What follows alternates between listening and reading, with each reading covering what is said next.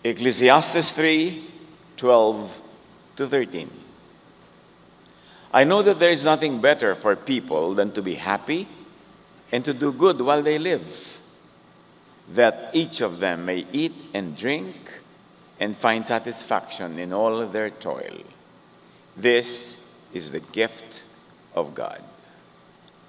Alam kong walang pinakamabuti sa tao kundi magpakaligaya at gawin ang pinakamabuti hanggang siya'y nabubuhay. Alam ko rin kaloob ng Diyos na ang tao'y kumain, uminom at pakinabangan ng bunga ng kanyang pinagpaguran.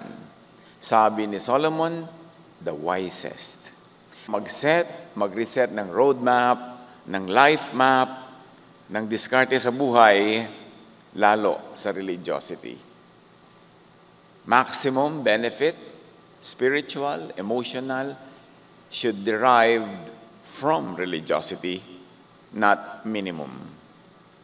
Ang ating pag-aaral ngayon, talaga, sacrifice and be poor. Ama naming Diyos, salamat po sa patuloy niyong pagbibigay sa amin ng gabay, kaliwanagan, tatag ng loob, at mga panuntunan sa buhay upang aming makamit, malasap ang inyong mga pagpapala. Kayo po ang tunay na mangusap, mangaral. Nais po namin kayong marinig, Ama. Lahat ng ito hinihiling namin sa ngalan ng iyong anak, ang aming Panginoon at tagapagligtas na walang iba kundi si Jesus. Usual religiosity could demonize pleasure, comfort, and ease, and over-glorify sacrifice and poverty, usually to benefit the religious system. Sobrang pagtitiis, sobrang pagdurusa, pagpapakasakit ang gino-glorify ng karaniwang makalumang religious thought. Hindi lahat, pero maraming ganun. And what is the usual basis and reference of this? The reading, the misreading, the interpretation and misinterpretation of Matthew 6:19-20 na sinabi ng Panginoon, don't save treasures for yourselves here on earth. Moths and rust will destroy them, and thieves break into your house and steal them. Instead, save your treasures in heaven, where they cannot be destroyed by moths or rust, and where thieves cannot break in and steal them. Huwag kayong mag-impok ng mga kayamanan dito sa lupa. Dito yung may maninirang insekto at kalawang at may nakakapasok na magnanakaw. Sa halip, mag-impok kayo ng kayamanan sa langit, do'y walang naninirang insekto at kalawang at walang nakakapasok na magnanakaw. Very popular verses at madalas ito ang ginagamit upang mag-glorify ng kahirapan sa lupa at doon na lang bumawi sa langit. The usual reading and interpretation of these verses usually say, don't enjoy, don't save treasures for yourselves here on earth. Don't indulge in and enjoy material comforts and pleasures. In other words, don't be rich. Don't be well provided for. Banal ang kulang-kulang. Don't be comfortable. Banal pagpagod at hindi maginhawa. Uso, self-punishment. Kaya pag sinuri natin ang kasaysayan ng maraming mukha ng religiosity, ginoglorify ang pagpapahirap sa sarili, even pananakit sa sariling katawan, pagtikis sa mga nais gawin, walang katapusang pagtitimpi at pagpipigil, kahit sa mga bagay na kung tutuusin na hindi naman masamang gawin, pero may nasama pa rin ng sobrang religiosity. The otherworldly, this heavenly and spiritual orientation, so-called, this demonization of earthly comforts and pleasures, this glorification of self-denial and suffering, this worldview is mostly from non-Jesus religious traditions and philosophies. Akala ng iba, dahil ang kino-quote ay ang Panginoong Jesus na nagtuturo ng mga sinabi niyan sa Matthew 6, yung interpretation at application, galing na rin kay Jesus. Pero yon ay napakadaling gamitin upang gumawa ng isang linya ng interpretasyon na Jesus actually pag in-apply. Greek asceticism that demonized the body and physical comforts and pleasures very heavily influenced ancient Israelite and Jewish values. Ang kultura ng Israel ay nakikipagniig, nakikipag-usap, nakikipag-maabutihan sa mga kultura ng mga lahi at mga bayan at mga sibilisasyon sa paligid nito all throughout time. So, there is always an engagement, a cultural engagement even among the Israelites and the Jews with the peoples outside of their boundaries. At ito, na-impluwensya ang marami nilang cultural values ng Greek asceticism. Napakaraming mga scholarly work na nagsasabi nito. But this is not of and from Jesus. In fact, nung si Jesus ay dumating sa lupa, napakarami ng mga ganong kaugalian, mga ganong kagawian, na siya mismo ay itinuwid niya. Sapagkat usok-uso ang mga needless pagdurusa at paghihirap ng mga tao, kaya si Jesus ay naaawa, nahahabag madalas sa mga tao. So this is not from Jesus. John 10:10, ito ang kay Jesus. The thief comes only to steal and kill and destroy. Sabi ni Jesus, I have come that they may have life and have it to the full. Buhay na masaganang lubos ang nais ni Jesus para sa mga tao. Hindi buhay na kulang-kulang, hindi buhay na mayroong mga needless sufferings. Yes, there are forms of righteous suffering that really go with being godly, pero napakarami sa mga nadagdag doon ay hindi naman talaga galing, hindi in-endorse, at lalong hindi naman kinonsente ni Jesus. Totoo, sa pagiging makadiyos, meron ka mga tinitimpi, meron ka mga tinitiis, pero hindi lahat ng gisna natin mga pagtitiis ay talagang para maging makadiyos. Marami doon para lang maging makarelihiyoso at para lang sundin ang interpretation ng mga very conservative religious people na siguro noong unang panahon may practical use yung mga ganung pagtitiis, subalit si Jesus even updated a lot of teachings among the Jews. Jesus made and continues to make people's life more comfortable, convenient, abundant, restful, and enjoyable. Hindi kilala ng maraming so-called Kristiyano, hindi kilala ng lubos si Jesus. Ina-associate nila si Jesus doon sa mga teachers of the law and Pharisees na napakaraming bawal, napakaraming pagpapasama sa mga hindi naman talaga masasamang mga bagay, kaya dapat ihiwalay yung Jesusness sa Phariseeness. Ihiwalay yung mga tunay na katuruan ni Jesus na sumala sa mga kaugalian, mga tradisyon ng Israel para ang buhay ng tao ay lalong maging maginhawa, kaibig-ibig, at hindi naman nasa kadiliman o kasalanan. Matthew 11:28-30, Come to me, sabi ni Jesus. Paborito natin ito laging i-quote kasi cornerstone teaching to ni Jesus. Come to me all of you who are weary and burdened, and I will give you rest. Kasi nakakapagod na yung religiosity ng mga tao.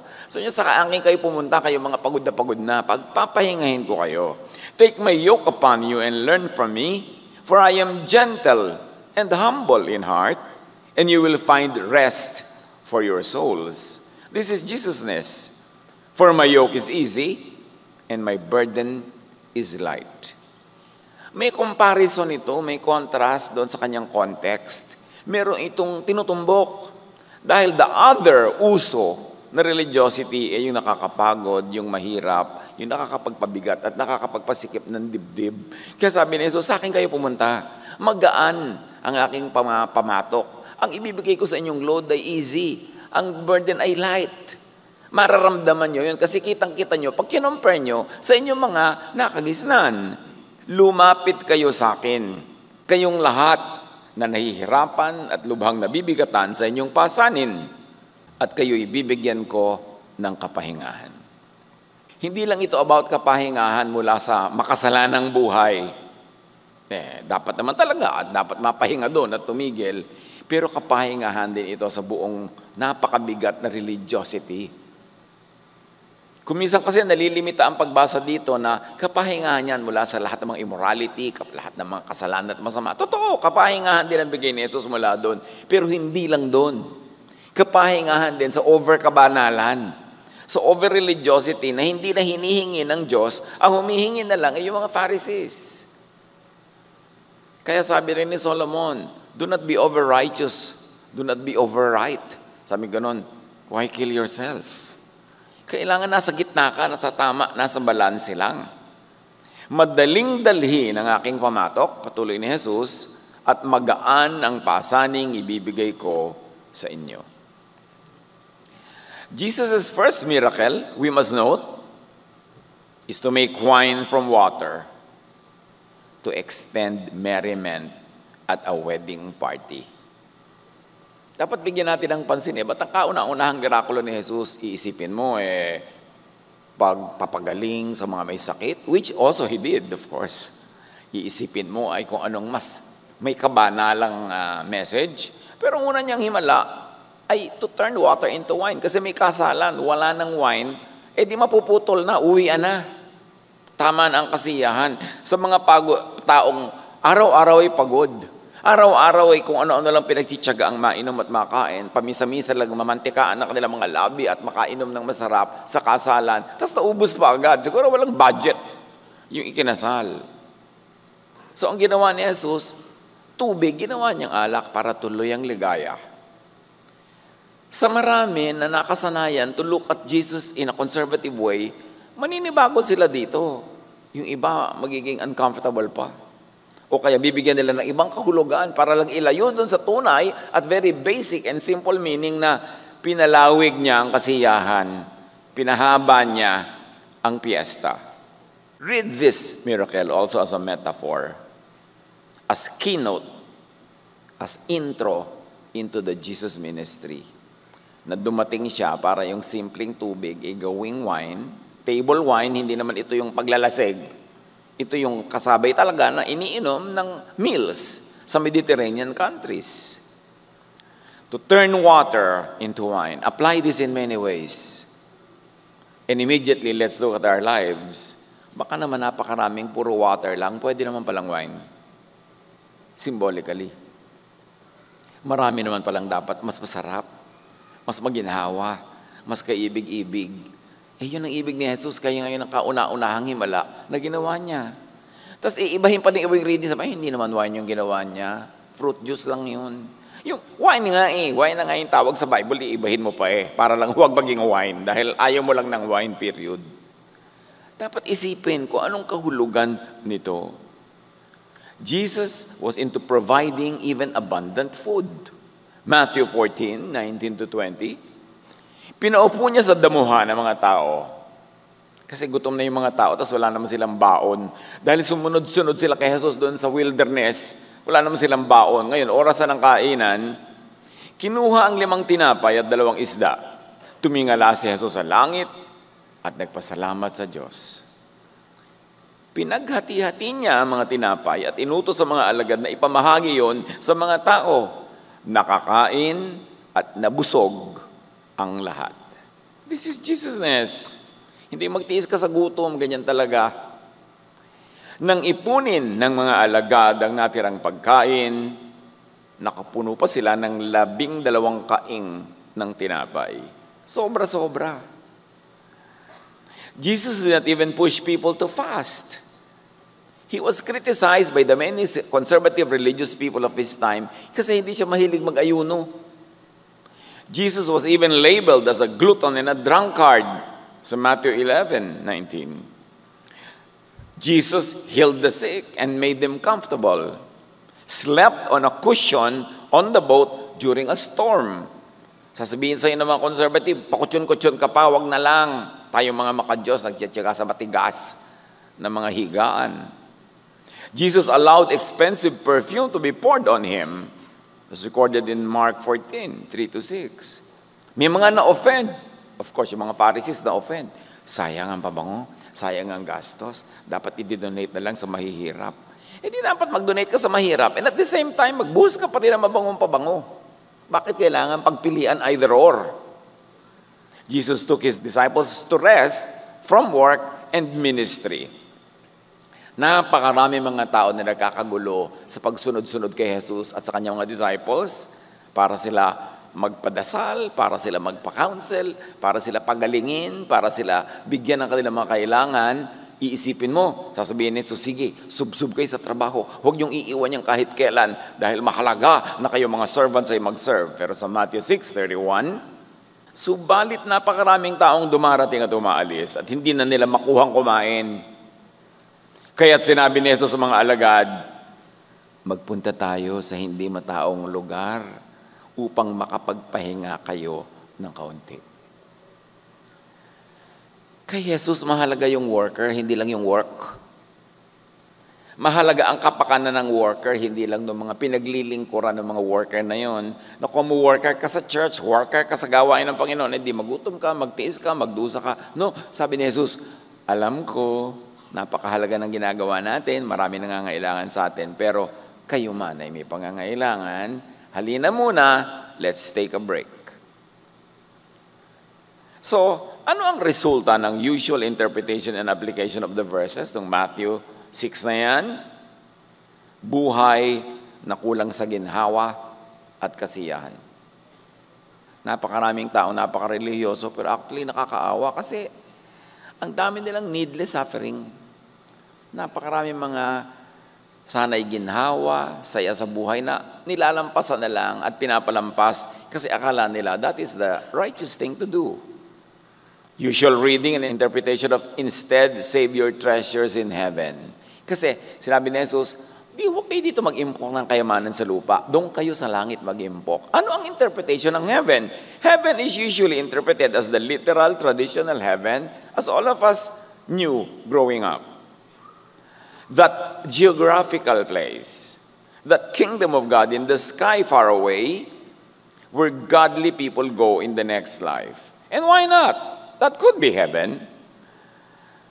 Now, ano ang usual reading and interpretation ng treasures in heaven? Usually money yun, or service, time, talent, treasure given and donated especially to religion. Kasi ang interpretation ng maraming mga teachings, yung heaven ay religion.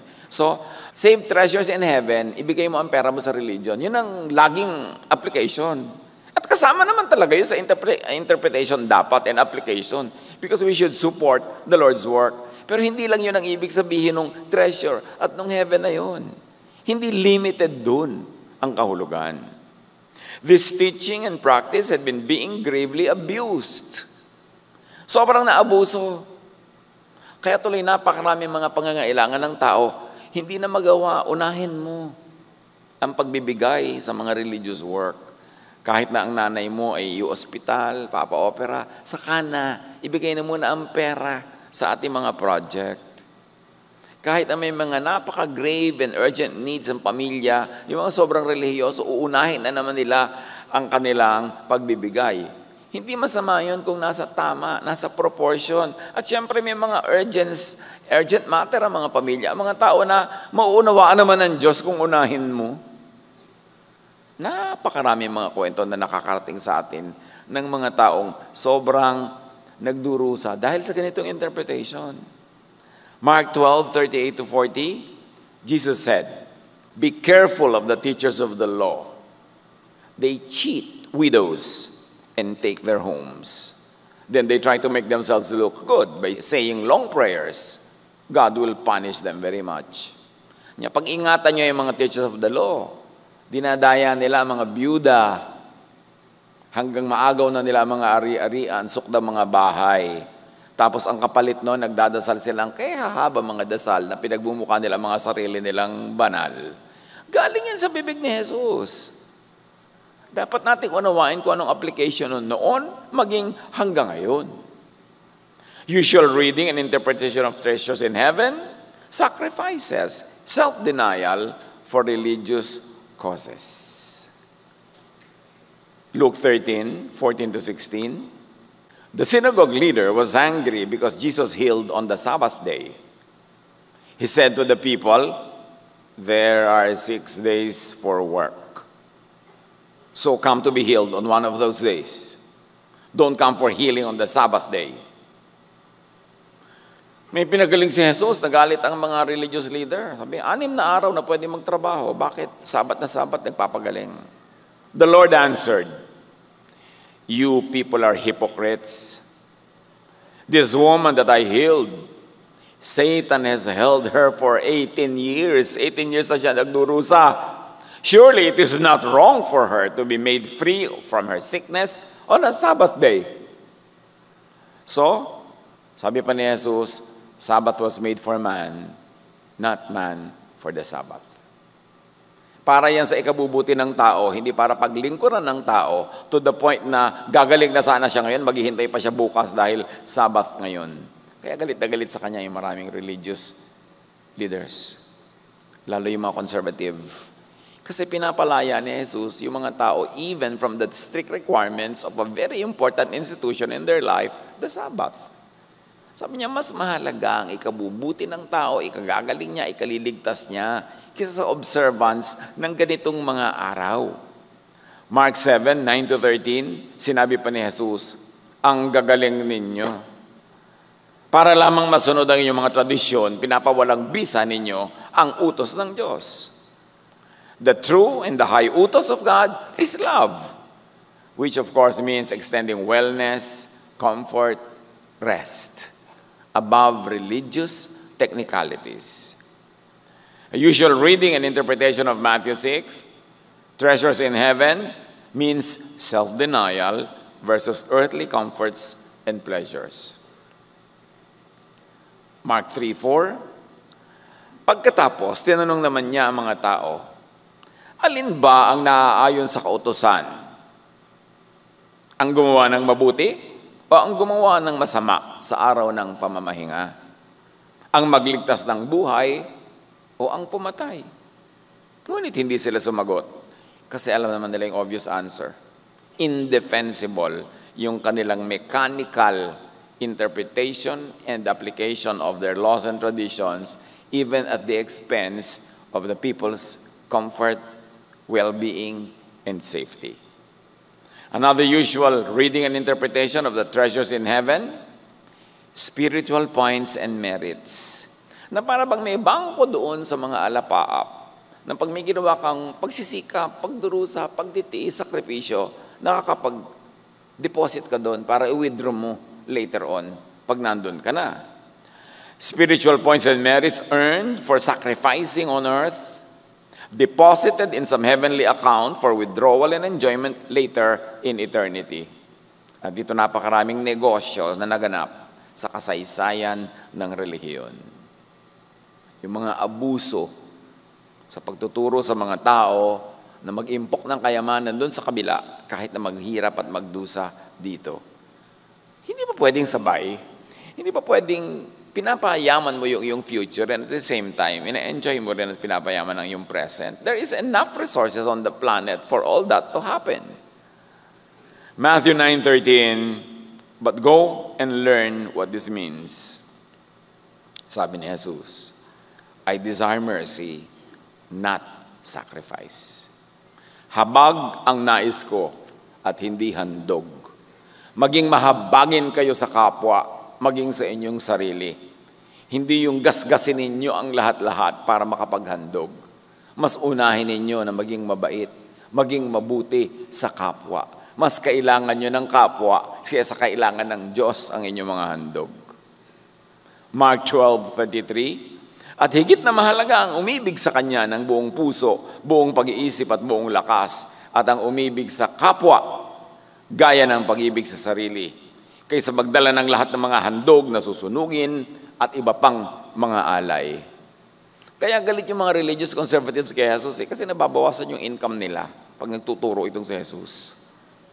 Nababawasan ang koleksyon kasi namumulat yung mga tao na maraming dapat pagdalhan ng kanilang mga resources. Hindi lang iabot lahat sa mga Pharisees at mga teachers of the law na yan. Usual automatic application of these verses, Don't don't value, don't save money. Parang dinidemonize yung pera, pero lagi namang humihingi ng pera. But Proverbs 21:20 says, ang bahay ng matatalino'y napupuno ng kayamanan. Kasi usually, pag yung bahay mo maganda, well-appointed, yaman-yaman mo. Mas malaki pa yung bahay mo sa church. Yung papagiltihin ka na agad. No? Yung parang sobra ka nag-enjoy.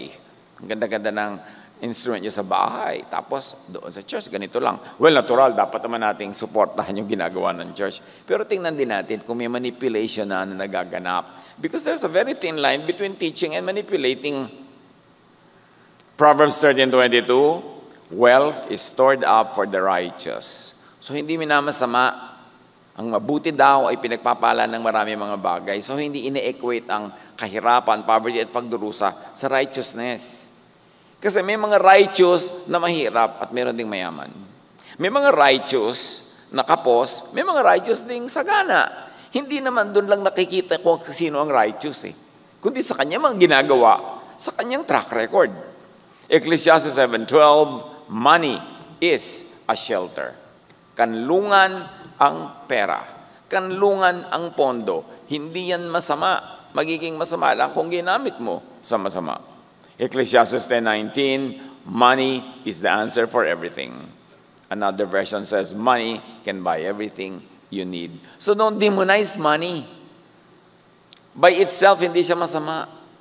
Money is not evil. Love for money is the parent of many evils. Pero hindi yung money itself. Because you can use money for good.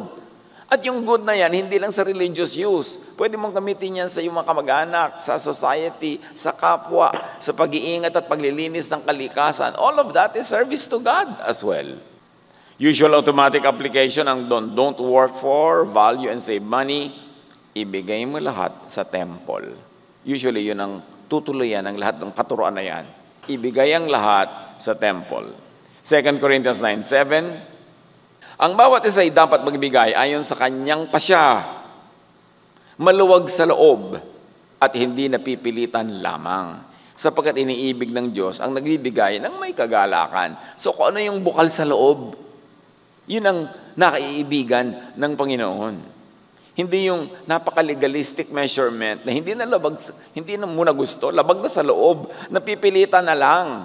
Pero hindi naman yun nakalulugod sa Diyos. Luke 16:13-14, no one can serve two masters. You cannot serve both God and money.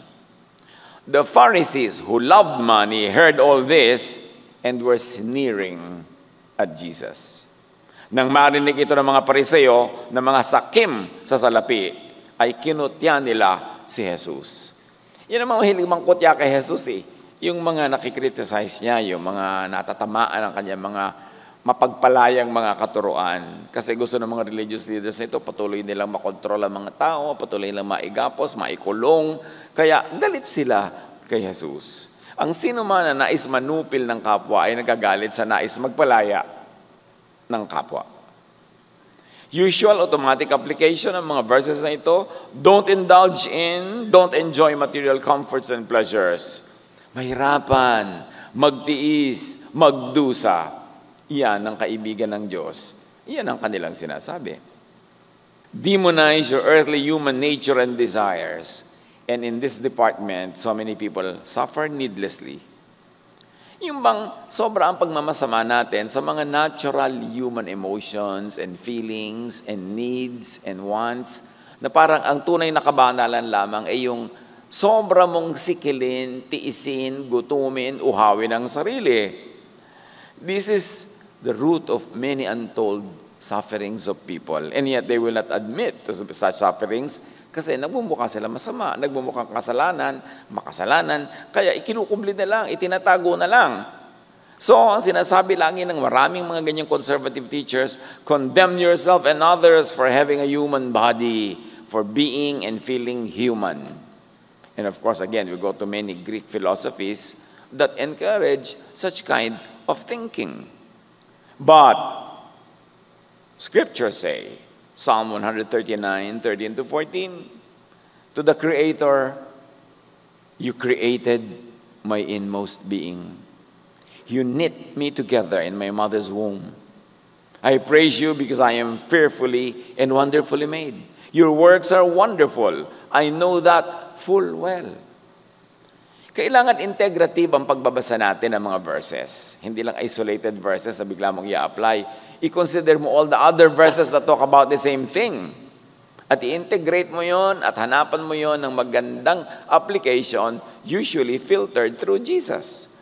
Kasi si Jesus, nire-interpret niya, nire-apply niya ang mga kahulugan ng mga dati ng mga katuruan para ito ay maging very loving ang application na sang-ayon sa kalooban ng Ama na nagpadala sa Kanya dito sa lupa upang palayain ang mga tao sa lahat ng mga needless and unnecessary sufferings imposed by religion. Siyempre, may mga katuruan din yung religion na in-affirm ni Jesus. Inulit niya, tinuro niya uli. Tama naman yun. Pero may mga sinala siya. Obvious na obvious yun. Hindi mo pwedeng i-deny kung nag-aaral ka talaga ng mga verses na may mga sinala. May mga nire-interpret, nire-apply. Kaya tayo naman ng mga Kristiyano, ang tawag natin sa sarili natin, kanino ba tayo susunod? Sa interpretation and application of the Pharisees o sa interpretation and application of Jesus? At may conflict yung mga dalawang schools of thought na yan, mga two ways to interpret Scripture. Kaya nga nila, ipinapatay si Jesus. Dapat nating tingnan, alin ba yung Jesusness dyan? Alin yung Pharisees? Alin yung hindi necessary? At alin yung necessary? So another usual automatic application nung mga tinutukoy natin verses, be guilty for what you are. Kaya napakaraming mga relihiyoso nangangailangan ng psychiatric help. Kasi in denial, lagi nilang itinatatwa yung katotohanan, tinatanggihan ko anong totoo sa kanilang sarili, minamasama ang lahat ng katotohanan tungkol sa kanila dahil yun ang nakalakihan nila. Tinuturo, be afraid of the consequences of your humanity. Never rest from guilt and fear. Sinabi na nga, I am fearfully and wonderfully made. You made me. You knit me together in my mother's womb. You made my unformed body. You saw me even before I was born. And all my days before me, you have destined for me. Hindi naman yung napakadetalyadong destiny yon, kundi may general direction agad ang pupuntahan mo according to how you were made and created by God. John 16:33, I have told you this thing, sabi ni Jesus, so that in me you may have peace. In this world you will have trouble, but take heart, I have overcome the world. Sabi niya, in me you may have peace about yourself and with yourself. You may have peace about others and with others. And what will cause that peace? Love, understanding, accommodation, even forgiveness, restoration. Yun lang ang magbibigay ng peace. Kasi pag ipinagpilitan mo, yung hindi naman pwede at hindi kaya, magkakaroon ka ng conflict with yourself and with others. At yun ay hindi peace, yun ay war. John 14:27, peace I live with you, sabi ni Jesus. My peace, not their peace, I give you. I do not give to you as the world gives. Do not let your hearts be troubled, and do not be afraid. Namnamin natin kung anong ibig sabihin niyan. Do not let your hearts be troubled. Do not be afraid. Do not over-problematize your humanity. Kilalanin mo ang sarili mo, tanggapin mo ang sarili mo tulad ng pagtanggap sa iyo ng Diyos. Tanggapin mo ang kapwa tulad ng pagtanggap sa kanila ng Diyos. Habang patuloy naman tayo nagpa-project na mag-improve. Pero you begin with acceptance. Maraming mga magulang, nagme-message pa sa akin, yung anak ko ganito, yung anak ko ganyan, hindi siya nagko-conform sa mga religious standards, hindi siya nagko-conform sa social standards. Kung magpakaina ka na lang muna. Nanay ka ng mga anak mo, yun ang unang-unang mong role.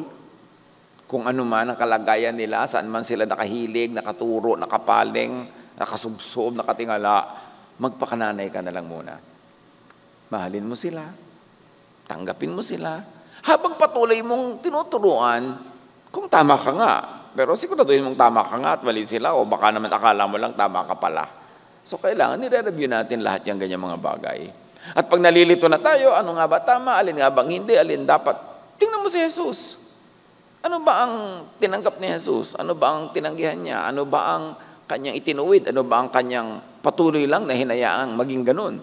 Si Jesus kasi ang standard. Kaya nga natin, pinipilit yung Jesusness. Kasi ang talagang umiiral sa puso ng maraming tao, kahit sila Kristiyano, Pharisees. Hindi lang nila halata. Kasi lumaki na silang akala nila, yun ang Jesusness. Na ganoon si Jesus. Pero bakit nga ba ang daming conflict ni Jesus with the religious leaders of his time? Kasi iba ang turo niya. Nagpapalaya, nagmamahal, tumatanggap. Ayaw yun ng mga mahilig mag-control. Luke 7:48-50, at sinabi niya sa babae, pinatawad na ang iyong mga kasalanan. And parenthetically, at ang kasalanan din ng mga katulad mong nananalig sa akin. At ang kanyang mga kasalo sa pagkain ay nagsimulang magtanong sa sarili, sino ba itong nangangahas na magpatawad ng kasalanan? Kasi ayaw nilang mapatawad yung may kasalanan. Kasi habang hindi ka napapatawad, ano kayo? Beholden, controlled, takot. Ngunit sinabi ni Jesus sa babae, iniligtas ka na ng iyong pananampalataya. Umuwi ka na. What pananampalataya? Pananampalataya kay Jesus. Ano ba ang pananampalataya kay Jesus? E di pananampalataya sa message ni Jesus, which is forgiveness and restoration, God's love and grace revealed and given through Jesus. Marami nagsasabi, naniniwala ako kay Jesus, pero hindi naman naniniwala sa grace na turo ni Jesus. Hindi naman nagpa-practice ng love na turo ni Jesus. So anong ibig sabihin naniniwala kay Jesus kung nire-reject yung method ni Jesus? Kailangan i-review. Another usual automatic application, demonize the rich, demonize the comfortable. What if Jesus' heaven in Matthew 6:18-20 was not only about that kingdom up there somewhere in the sky, in the next life, but also about the kingdom of God in, within, inside us, here and now? Paano yung kaharian ng Diyos ay paghahari din ng Diyos na hindi lang nandun sa heaven dahil yung heaven na yon ay nasa kalooban din ng tao. Paano kung yung tinatukoy na heaven ay hindi lang nakahiwalay na lugar, kundi heaven on earth when God rules in your heart?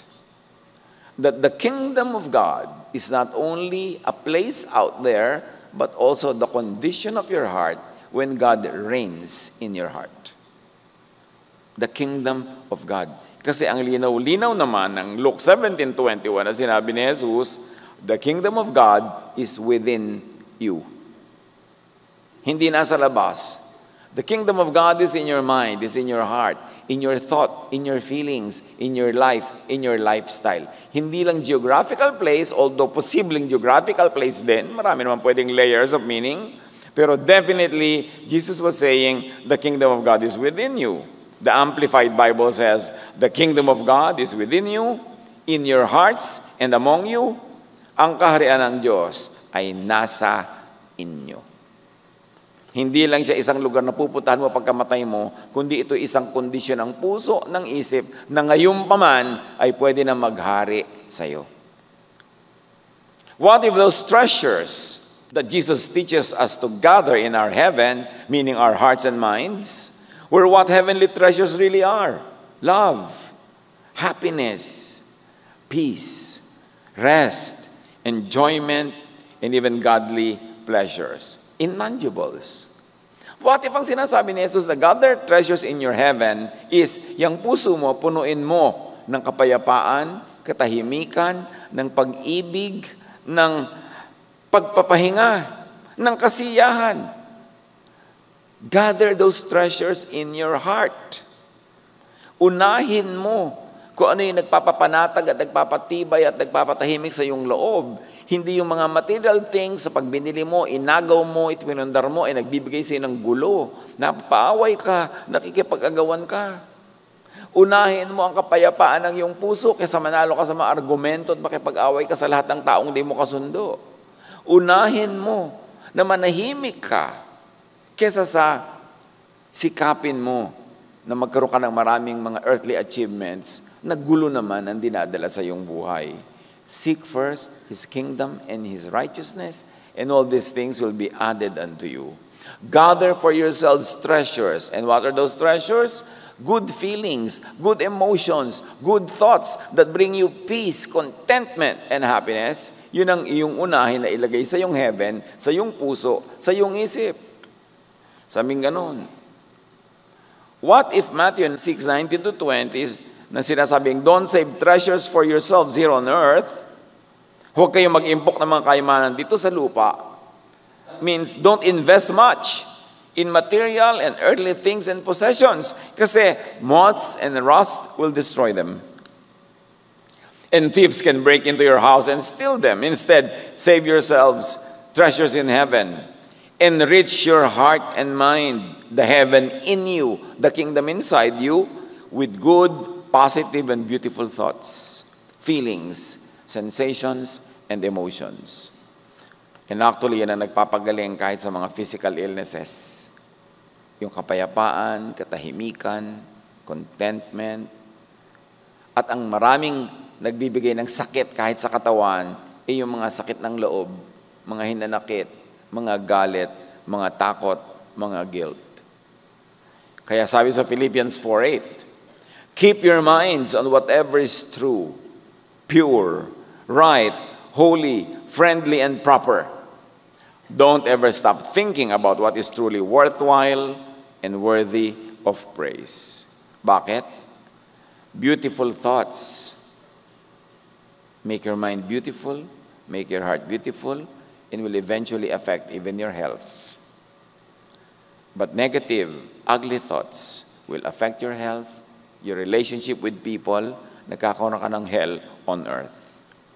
Ephesians 4:31-32, get rid of all bitterness, rage, and anger, brawling, and slander, along with every form of malice. Alisin ninyo ang lahat ng sama ng loob, poot at galit. Huwag kayong manlait at mananakit ng damdamin ng kapwa. Sa halip, maging mabait kayo at maawain. Mapagpatawad kayo sa isa't isa tulad ng pagpapatawad sa inyo ng Diyos dahil kay Kristo. Treasures in heaven. Treasures in your heart and mind, in your thought and feelings. Treasures in the kingdom of God inside you, in your heart and mind, in your feelings and thought. Bakit hindi natin ibaling ang interpretation and application sa mag-ipon ka ng kayamanan sa loob ng iyong isip at puso, kayamanan ng kabutihang loob, ng kapayapaan, katahimikan, ng pagmamahal. At yan ang pupuno sa iyo ng paghahari ng Diyos. You will be the kingdom of God because in your heart and mind, God reigns. And what reigns about God? The love of God, the grace of God, personified and expressed by Jesus. Proverbs 17:22, a cheerful heart is good medicine, but a crushed spirit dries up the bones. Ang pinakamabisang gamot ay yung pusong masayahin, pusong maibigin, payapa, at pusong tapat. Treasure in heaven. Gather and keep beautiful, peaceful thoughts, feelings, and experiences, not material things whose gathering and keeping could even vex and hurt you. Gaano karami mga tao na sinira ang kanilang puso at isip sa pagkakamal nila ng mga material things, mga kayamanan at mga bagay na para lang dito sa sanlibutan. Gaano karami mga tao ang sinasakripisyo ang kanilang espiritu, ang kanilang kapayapaan, para lang magkamal ng mga gusto nilang kamalin. Gaano karami magkakapatid ang sinisira ang relasyon, ang pagkakapatid sa pag-aagawan sa sirang piano na minana sa ina. Gaano karami magkakaibigan na nagkakasira sa pag-aagawan ng negosyong nagsimulang kumita, na nung nagsimulang yumaman nagkaroon ng mga kasakiman at nag-away-away. Gather for yourselves treasures in heaven. Beautiful, loving thoughts and feelings in your heart. Don't save treasures for yourselves here on earth. Moths and rust will destroy them, and thieves can break into your house and steal them. Instead, save your treasures in heaven, where they cannot be destroyed by moths or rust, and where thieves cannot break in and steal them. Material things can easily rust, decay, and or be stolen. Why invest too much in them? Mental and emotional and spiritual health and wealth cannot be easily stolen. Doon tayo mag-invest. Namimili tayo. Ano magagawin ko? Yung magbibigay ng peace sa puso ko, yung magbibigay ng gulo. Yung magbibigay ng gulo, may kasamang milyones. Pero yung magbibigay ng peace, konti lang. Saan ka pipili? Yan sinasabi. Unahin mo ang mag-impok ng kayamanan sa langit. Sa langit ng iyong isip at puso. Kung may carry your cross and follow me si Jesus, na totoo namang meron, it usually gets misunderstood, misinterpreted, and misapplied. At ibang usapan naman yan. Baka sa Valentine's Day naman natin gawing topic. Kasi sabihin iba, di ba sabi ni Jesus, carry your cross? Yes, meron. Pero hindi lahat na lang cross. Pipiliin mo rin at i-recognize mo, ano ba yung tamang cross to carry? At ano yung hindi naman kailangan? This whole earthly time and life, be free in Jesus. Be free from needless sacrifices. Be free from religious laws and regulations that Jesus already voided, updated, and or reinterpreted for our salvation, rest, comfort, and enjoyment of earthly life. Hindi ayaw ni Jesus na mag-enjoy tayo sa buhay. Galatians 5:1. It is for freedom that Christ has set us free. Stand firm then, and do not let yourselves be burdened again by a yoke of slavery. Malaya na tayo dahil pinalaya na tayo ni Kristo. Kaya magpakatatag kayo at huwag nang paalipin pang muli. Be free to live and to love. Colossians 2:16, therefore, do not let anyone judge you by what you eat or drink, or with regard to a religious festival, a new moon celebration, or a Sabbath day. Kaya't huwag na kayo magpapasakop pa sa anumang alituntunin tungkol sa pagkain o inumin, tungkol sa mga kapistahan, sa bagong buwan o sa araw ng pabahinga at iba pa. Be free from Jesus-voided religious regulations. Gather treasures of happiness in your present earthly heaven, meaning in your heart and mind, in your thoughts and feelings. Sabi nga ng Romans 12:2, be changed by the renewing of your mind. Happy New Year, Happy New Mind, Happy New Life.